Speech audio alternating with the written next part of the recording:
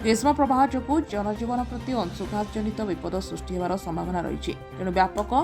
जन सचेतनतार आवश्यकता रही। जरूरी काम जनसाधारण बाहर को जावा सरकारी मोबाइल भ्यान जोगाइबा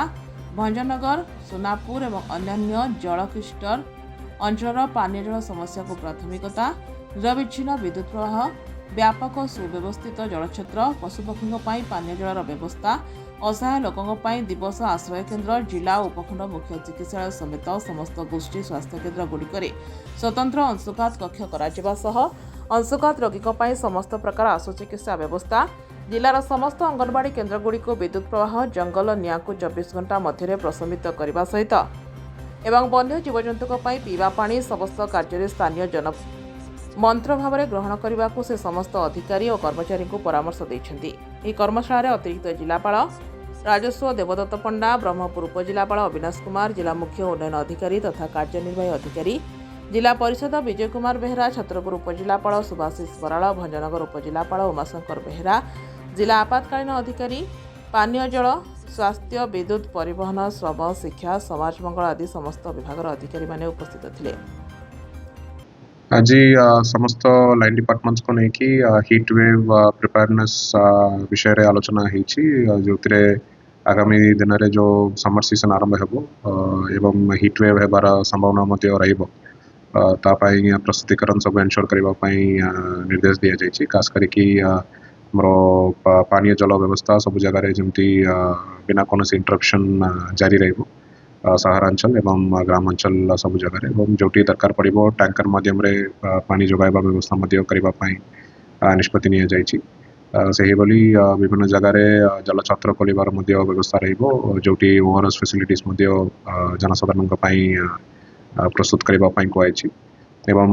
लेबर डिपार्टमेंट तरफ जो वर्किंग टाइम गुड़ाक रोचे विभिन्न इंडस्ट्रीज रहा आमर वीबीजी रामजी रे जो आमर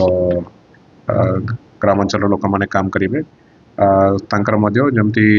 सकाल 11 ରୁ 3ଟା भितर जमती से माने कौन काम को जीवे नहीं बाहर को जीवे प्रवेश करेंगे नहीं ताको लेकर आलोचना होती एवं स्वास्थ्य व्यवस्था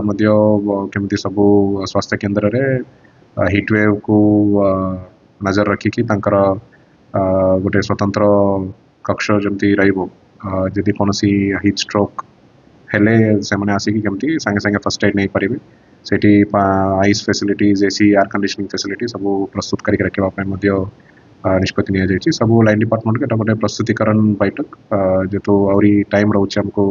समर आसवा पूर्व तथापि आम प्रस्तुतिकरण आगु आरंभ कले निश्चित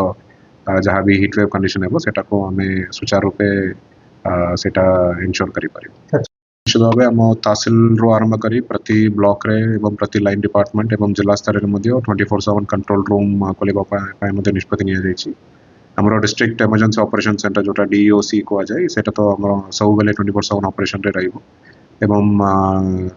जोटी भी कौन से असुविधा हेले आम जनसाधारण को नंबर्स पठाए माने मीडिया माध्यम रे समस्त जनाई देबो जदि कोटी असुविधा हेले संग संगे कंट्रोल रूम को कांटेक्ट करि पारे। हमरो ग्रामांचल जो वसुधा हेल्पलाइन रही